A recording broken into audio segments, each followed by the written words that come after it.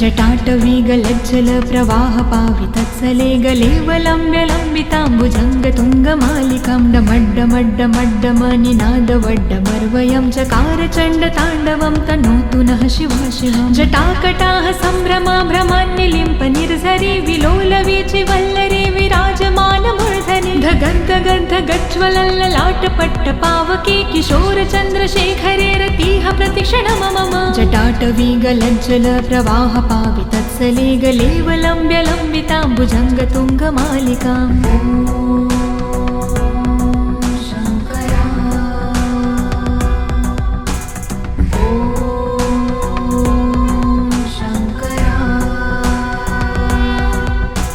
धराधरेन्द्रनन्दिनी विलासबन्धुबन्धुरसुराद्रिगन्धसन्तति प्रमोदमान मानसे कृपाकटाक्षधारिणी निरुद्धदुर्धरापदे कवचदिगम्बरे मनो विनोदमेतु वस्तुनि। जटाभुजङ्गपिङ्गलस्फुरत्फणामणि प्रभा कदम्बकुङ्कुमाद्रवा प्रलिप्तदिग्वधूमुखे मदान्दसिन्धुरस्फुरत्वगुत्तरीयमेदुरे मनो विनोदधुत्तं बिभर्तु भूतभर्तरे।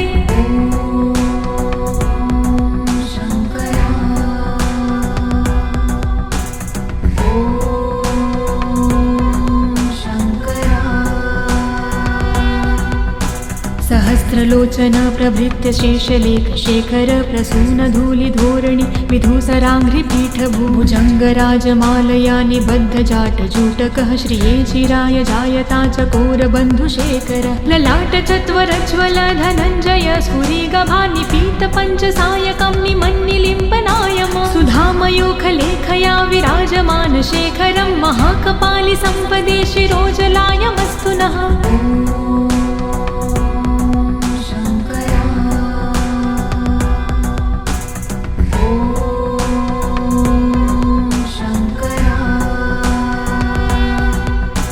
करालभालपट्टिकाधगद्धगद्धगज्ज्वल धनञ्जयाधरीकृत प्रचण्ड पञ्चसायके धराधरेन्द्रनन्दिनी कुचाग्रचितपत्रक प्रकल्पनैकशिल्पिनी त्रिलोचने मते मम। नवीनमेघमण्डली निरुद्धदुर्धरस्फुरत् कहोनिशीथिनी तमः प्रबन्धबन्धुकन्धरः निलम्पि निर्झरीधरस्तनोतु कृत्तिसिन्धुरः कलानिधानबन्धुरः श्रियं जगन्धधुरधरः।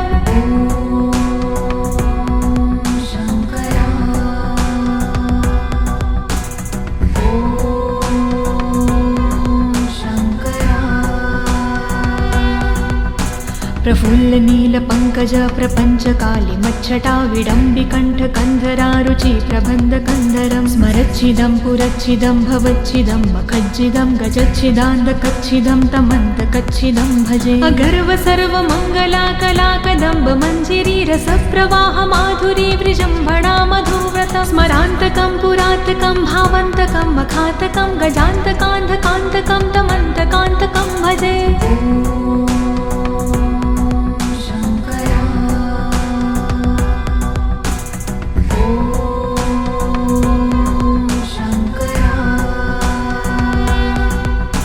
जयध्वद ब्रवीभ्रम ब्रमद्दजङ्गमस्फुरधगद्धगद्विनिर्गमत्करालबालहव्यव धिमिद्धिमिद्धिमिद्धिमिन्मृदङ्गतुङ्गमङ्गलं ध्वनिक्रम प्रवर्तित प्रचण्डताण्डव शिव। दृशद्विचित्रतल्पयोर्भुजङ्गमौक्तिकं स्रजो गरिष्ठरत्नलोष्टयो सह द्विपक्षपक्षयो त्रिणारविन्दचक्षुषो प्रजामहिन्महेन्द्रयो समं प्रवर्तयन्मनः कदा सदा शिवं भजे।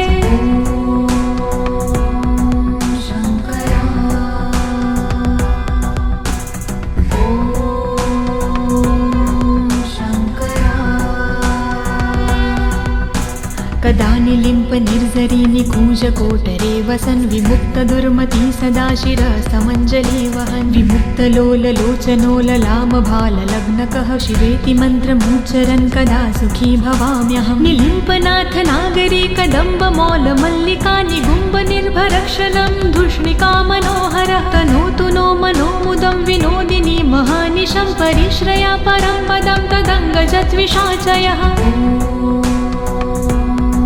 शङ्करा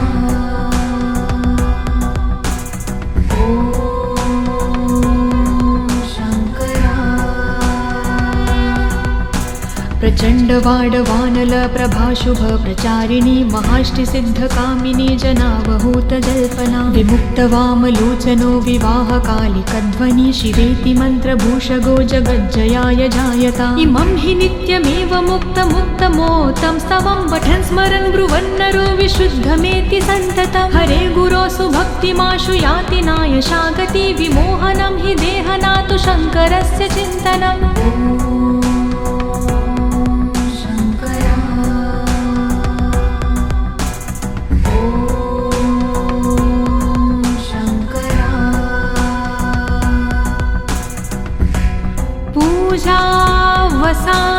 पूजावसानसमये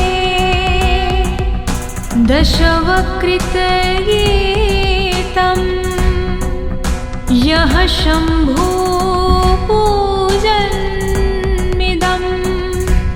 पठति प्रदोषे तस्य स्थिरा रथगजेन्द्र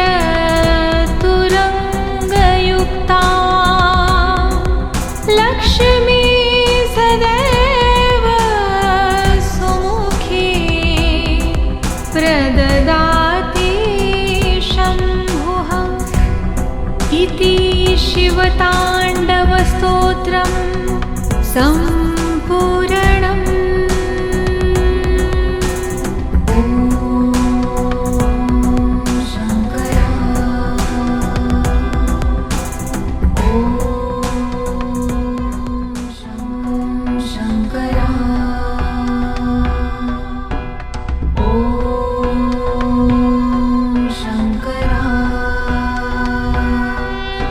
जटाटवीगलज्जल प्रवाह पावितत्सले गलेवलम्ब्यलम्बिताम्बुजङ्गतुङ्गमालिकां डमड्डमड्डमड्डमनिनादवड्डमर्वयं चकार चण्डताण्डवं तनोतु नः शिवा शिवं जटाकटाः सम्भ्रमा भ्रमान्यलिम्प निर्झरि विलोलवीचि वल्लरे विराजमानमूर्धनि धगन्धगन्ध गज्ज्वलल्ललाटपट्टपावके किशोरचन्द्रशेखरे रतिः प्रतिक्षणं मम जटाटवीगलज्जल प्रवाह पावितत्सले गलेवलम्ब्यलम्बिताम्बुजङ्गतुङ्गमालिकाम्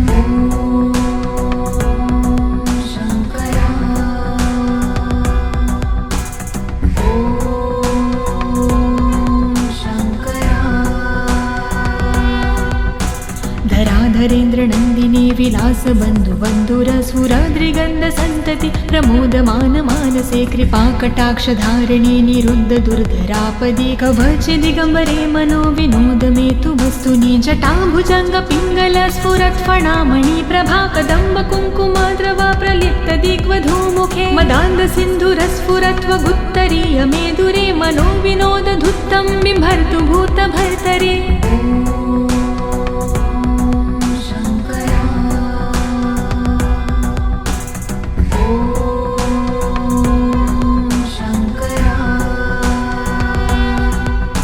सहस्रलोचन प्रभृत्य शेषलेख शेखर प्रसूनधूलिधोरणि विधूसराङ्घ्रिपीठभुजङ्गराजमालया निबद्धजाटजूटकः श्रिये चिराय जायता चकोरबन्धुशेखर ललाटचत्वरज्ज्वल धनञ्जय स्फुरिगभानिपीतपञ्चसायकं निमन्निलिम्पनायम सुधामयूखलेखया विराजमान शेखरं महाकपालि सम्पदे शिरोजलायमस्तु नः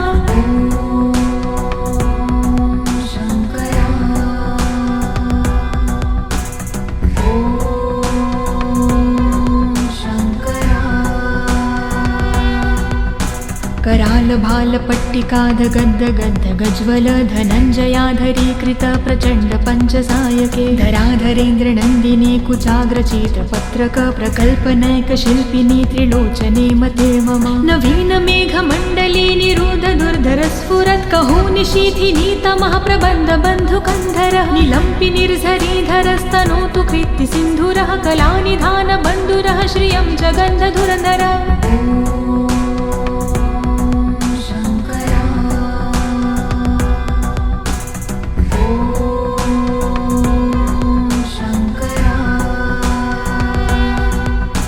प्रफुल्लनीलपङ्कज प्रपञ्चकालिमच्छटा विडम्बिकण्ठकन्धरारुचि प्रबन्धकन्धरं स्मर पुरच्छिदं पुरच्छिदं भवच्छिदं मखज्जिदं गजच्छिदान्दकच्छिदं तमन्तकच्छिदं भजे अगर्व सर्वमङ्गला कलाकदम्ब मञ्जिरी रसप्रवाह माधुरी विजृम्भणा मधुव्रतं स्मरान्तकं पुरातकं भावन्तकं मखातकं गजान्तकान्धकान्तकं तमन्तकान्तकं भजे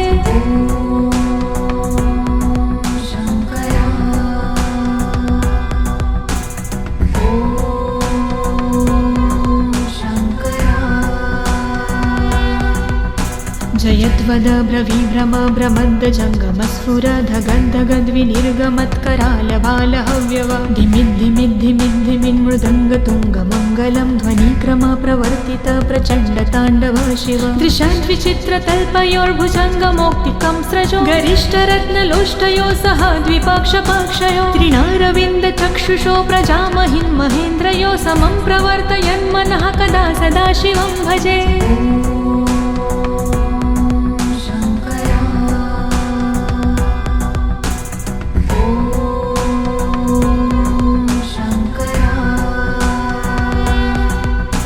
कदा निलिम्प निर्झरी निकूजकोटरे वसन् विमुक्तदुर्मती सदा शिरस्तमञ्जलि वहन् विमुक्तलोललोचनोललामभाललग्नकः शिवेति मन्त्रमुच्चरन् कदा सुखी भवाम्यहं निलिम्पनाथ नागरी कदम्बमौलमल्लिका निगुम्बनिर्भरक्षणं धूष्णिका मनोहरः तनोतु नो मनोमुदं विनोदिनी महानिशं परिश्रया परं पदं तदङ्गजद्विषाचयः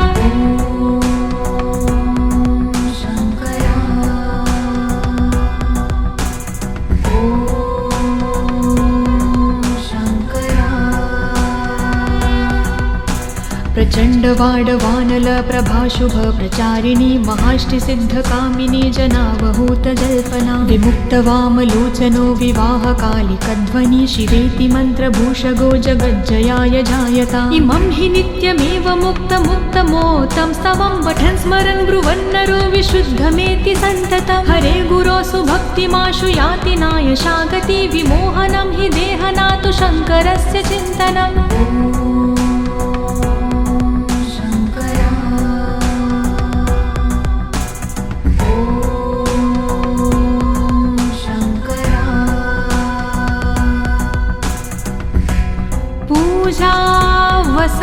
पूजावसानसमये